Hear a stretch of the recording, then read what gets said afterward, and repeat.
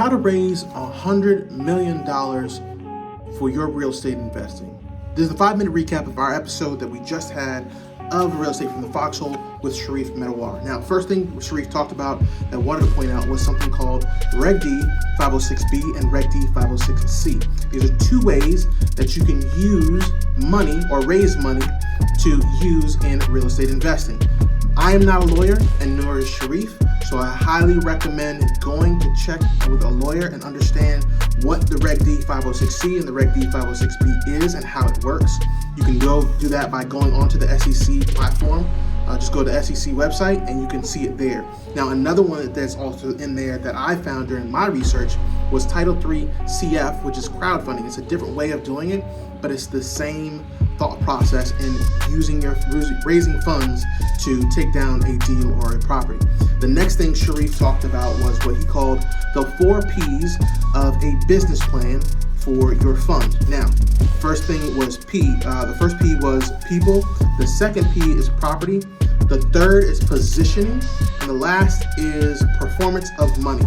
Basically performance of what that money's doing. Now, go check out the actual episode so you can see when he talks about it.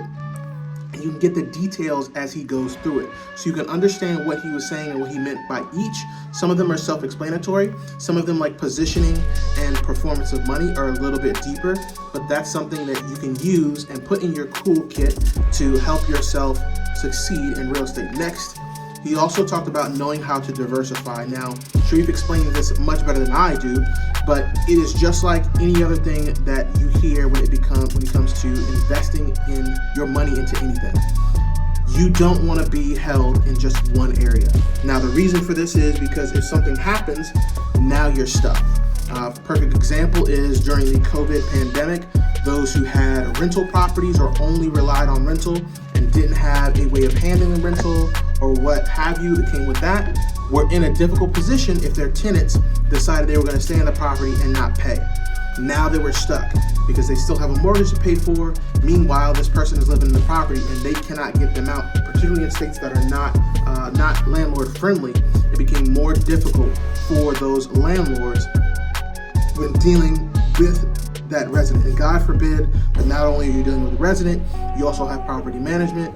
And if your property manager doesn't want to work with you, or they don't want to bend at all on that, and they're expecting their funding, it makes it very difficult for the landlord at that point, which is why you want to diversify as much as you can. Next, know how to decrease your risk. Sharif talked about knowing how to decrease your risk, which also goes back to his second point, knowing how to diversify.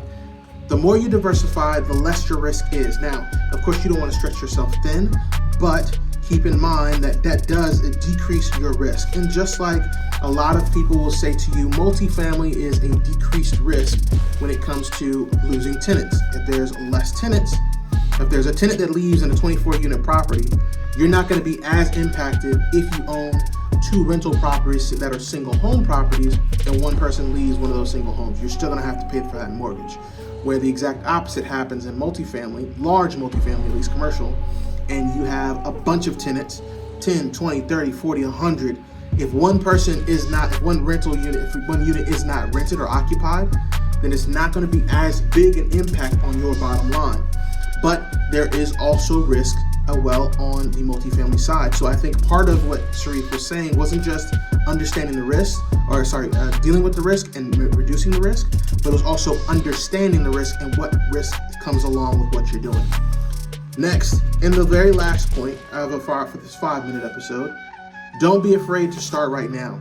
The market is crazy right now, I understand, and I absolutely agree.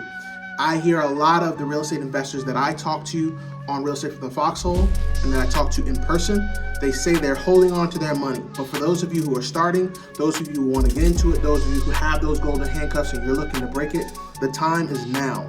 Go for it. Take the shot. You can do it. You just have to believe in yourself, and you have to surround yourself with the right people. And that's easy. You come to places like this, Real Estate from the Foxhole, and you learn, and then you reach out to other people, or you hop on the Oliver Perry Show, see who's in the comments, say something back to them. Get to know each other. Work with each other. It's great things out there. You're better than you were, but you're not half as good as you're going to be. See you.